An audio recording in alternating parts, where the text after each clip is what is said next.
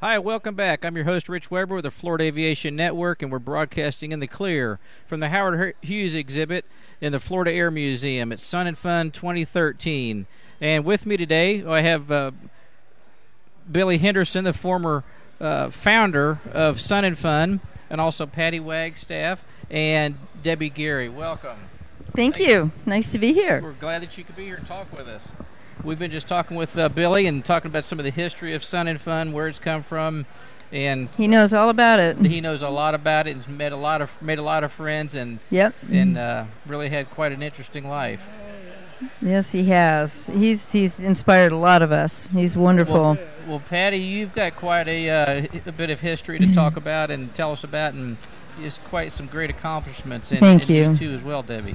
Tell us a little bit about yourself and a little bit of background. Well, I first flew Sun and Fun in, I think, 1988, and it was when I was just getting into some of the bigger shows, and I was in Florida, and I flew Sun and Fun. It was so exciting, and I was really honored to be here. I had an extra 230, and my first extra, and so I'll never forget it. Things were a little bit different. The performers would just show up at a little blue building down there, and they'd say, "Who wants to fly today?"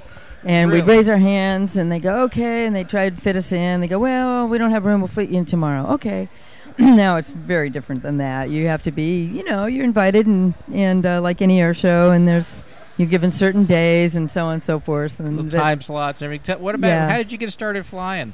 I took lessons. I moved to Alaska and took lessons. And are you originally from Florida? I'm not. I lived all over the place. I grew up in Japan, but California, and then moved to Alaska. And, I started because I was working for a Native association out in the bush in Alaska. And my job was to go to different villages to assess their economic development needs and talk to the village councils, small, tiny villages, really, and in western Alaska. And I chartered a plane to go on my first trip to go to several villages to meet with the village town councils.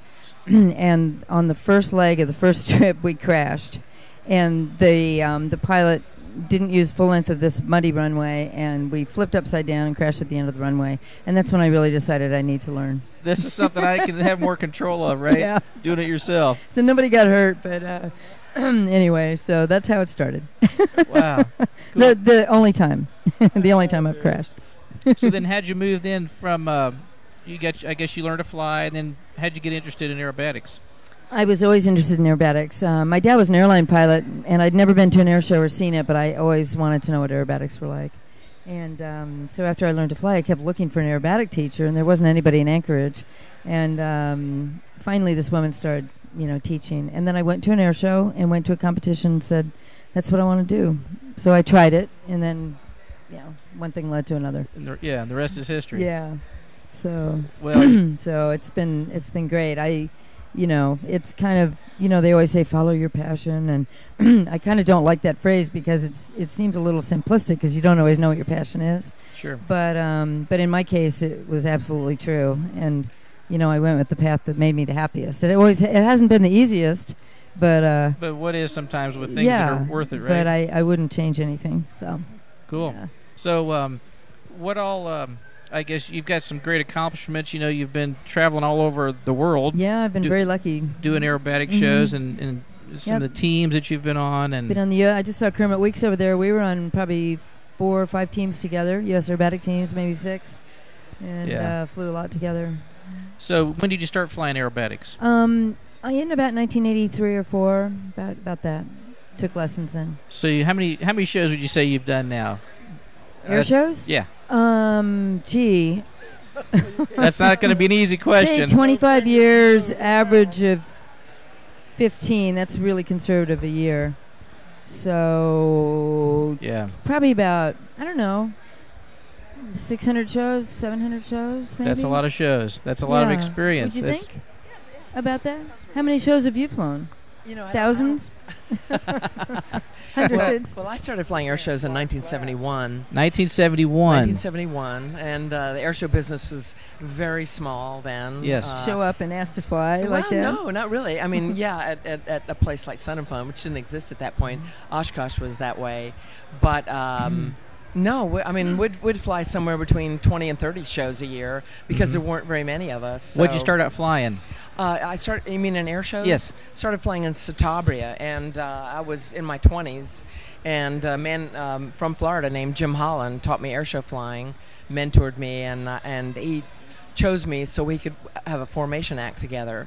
We started out with 2 Satabrias, and I'd have to do push-ups every day, and when I went to roll the airplane, grab the bar actually with my left hand, hang on, really get my body into it, build your stamina. But then progressed up through about 9 different airplanes in air shows. Really, what all did you progress up through? What all have you flown? Well, in air shows, yes. My card, that tells you what you're qualified for, included the Satabria, the decathlon, flew the 2-seater pits a lot, 3,000 hours, and really? a lot of that. That's a lot of time. Aerobatics primarily, and was on 2 formation aerobatic teams with the pits, and then the BD Jet. Flew that on the in 1975. I flew left wing on the BD Jet team, and then flew the Blanca Viking for Blanca. And let's see, then the Marchetti, flew a decathlon again, and flew Jimmy Franklin's Waco with a wing walker. He called me up one day and said, I've got so many requests for air shows, but the problem is a lot of them are for the same day. So I was thinking, maybe we should have an all-woman wing walking act. Would you be interested? Right. And because he had his son Kyle flying for him, and his girlfriend, who became his wife, Carol Pilon. And so he said, how would you like to fly an all-woman wing walking act? And I said, well, Jimmy, I always say yes, but I don't know if I'm sincere or not. So why don't you give me a couple days? And so I decided to do that, and that was lots of fun. Excellent. And I don't know if that adds up to 9 airplanes. I'm probably forgetting something, but right. But it was a fun progression. I'm not flying air shows right now. I quit in 2009, but like anyone who's ever flown air shows, I find myself tempted. Absolutely. Well, yeah, I'm sure you're hooked, and once you're hooked, then absolutely, it kind of keeps drawing you back and to do it some more. Exactly. What do you think? Do you think you might start flying again in some of the air shows? I still fly. I've got a Super Cub. But I write a lot. I write for Air and Space as a freelance writer and some other publications. Right. And get, when I'm at a show like this, I love watching the flying, but I'm also thinking, I wonder what would be fun to share, what would be exciting to write about. So Patty writes as well. She writes for Plane and Pilot. So that's nice. It's sort of inevitable to do both. But the good thing about that is having that background and the experience. When you write, you actually can write about something you actually have firsthand knowledge on, and that's a big difference. A big difference when you have the experience versus somebody that's like maybe just reads about it, learns a little bit about it, and nowadays with the internet can Google it.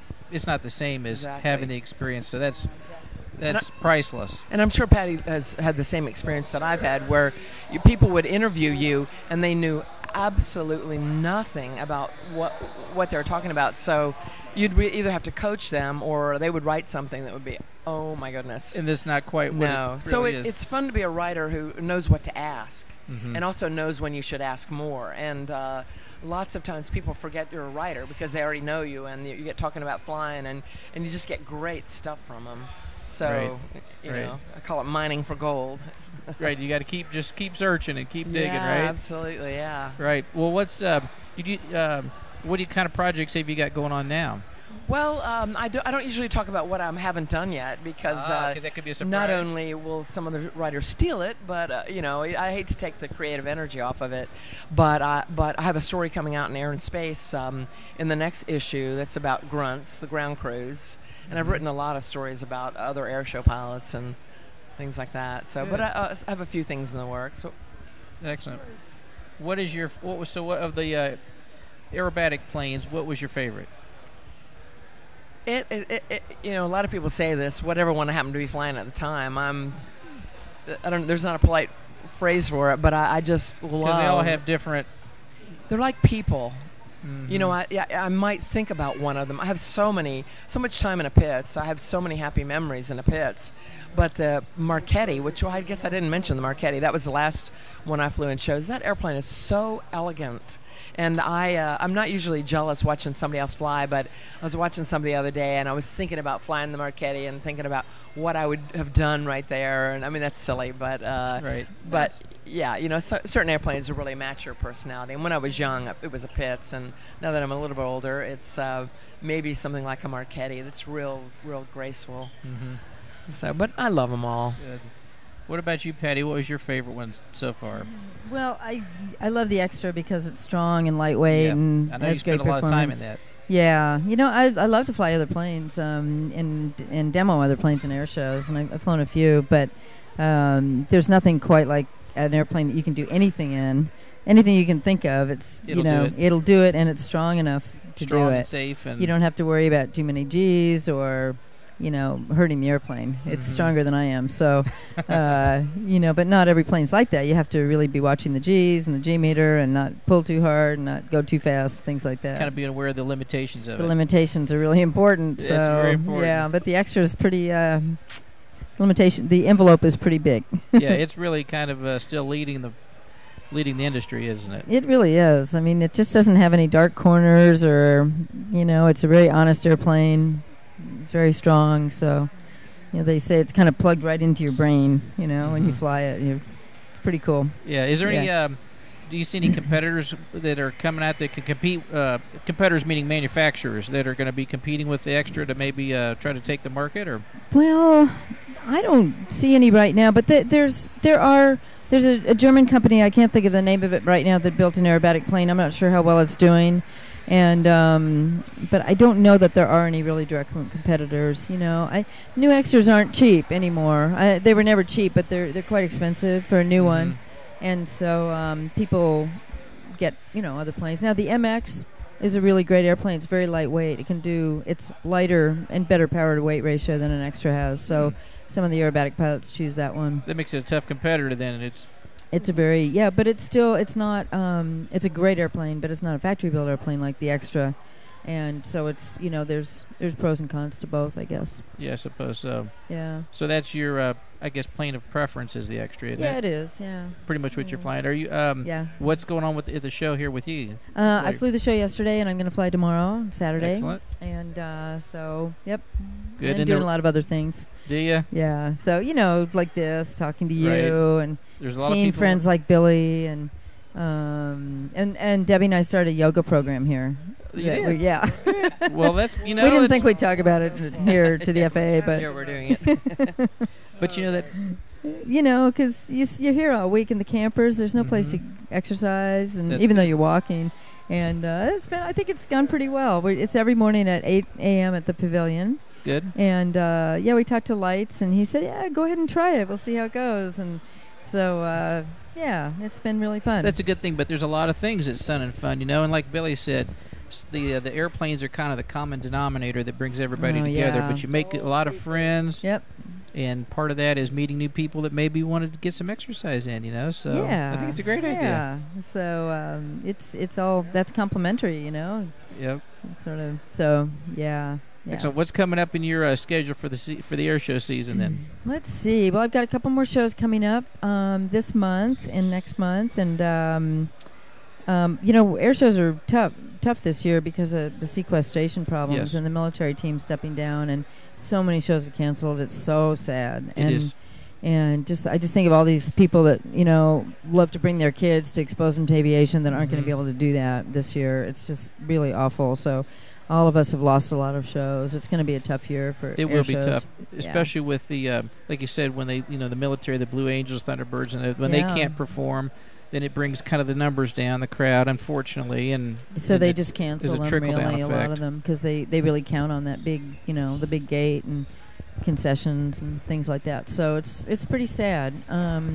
But a lot of the mid-sized shows are doing fine, and they're still going, and so we still have some pretty good shows lined up. Good. Well, that'll be good. So so people want to see you perform, they can go to your website. Yeah, right? absolutely. Can you get the schedule posted? Yep. Yep. And thanks for reminding me. I need to update it. And I'm not very good at that. And but you come to Sun and Fun and everything else kind of you can't take care of all that stuff. Yes, it's too much fun, and and everybody seeing wants to everybody. meet you and talk with you Sure. and see what's going on It's and what wonderful. what's coming up. Well, Yeah. So there's plenty to do at Sun and Fun. There's that's a lot for sure. to do. Absolutely, and there's going to be more to do. We're going to have some more guests that appear that you need to tune in and listen for, and watch us. Remember that we're PGTV. We're on the Bright House channel 622, the Verizon channel 20, and the Comcast channel 5. So there are many ways to get with us, and because we're in the clear, it's a free broadcast for anyone. So I'm Rich Weber, your host for Florida Aviation Network. Stay tuned and don't go anywhere, and get back with us here soon.